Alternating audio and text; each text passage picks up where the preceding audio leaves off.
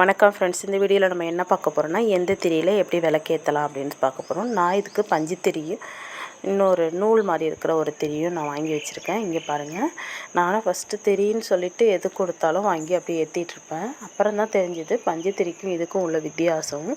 பாருங்கள், நான் இது பஞ்சு திரி, இந்த திரி தான் பஞ்சு திரி. இதை நான் ஃபஸ்ட்டு விளக்குல வச்சுக்கிறேன்.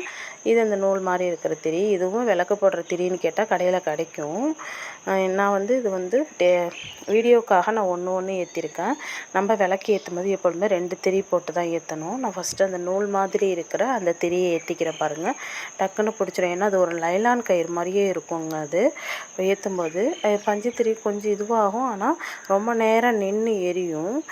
எண்ணெயும் ரொம்ப அந்த பஞ்சு திரி எடுத்துக்காது. ஆனால் இந்த திரியில் இந்த நூல் மாதிரி இருக்கிற திரி சீக்கிரம் அந்த எண்ணெயை குடிச்சிடும். நம்ம ரொம்ப நேரம் விளக்கு எரிஞ்சிட்ருக்கணும் வீட்டில் அப்படின்னா நம்ம என்ன பண்ணணும்னா கொஞ்ச நேரம் பார்த்து அந்த நூல் மாதிரி திரி போட்டோம்னா அந்த இதுக்கு நம்ம எண்ணெய் ஊற்றிக்கிட்டே இருக்கணும். அதுவே பஞ்சு திரின்னா ஃபுல்லாக எண்ணெயே காலியானாலும் எரிஞ்சிட்ருக்கோம். ஆனால் விளக்கு அணைஞ்சிடும் எண்ணெய் இல்லைன்னா சுத்தமாக காலி ஆகிடுச்சுன்னா.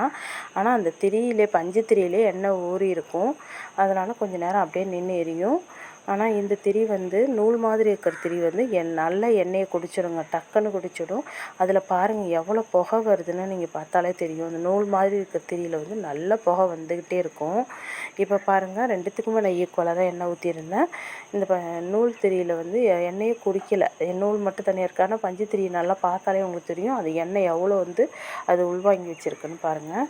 அதுவும் திரி விளக்கு நம்ம எங்கே ஏற்றணுமோ அதே இடத்துல தான் பஞ்சு திரியில் எரிஞ்சிட்ருக்கும். இதில் பாருங்கள், எண்ணெய் கொஞ்சம் காலி ஆகிடுச்சுன்னா உள்ளே அந்த நூலே எரிய ஆரம்பிச்சிடும்.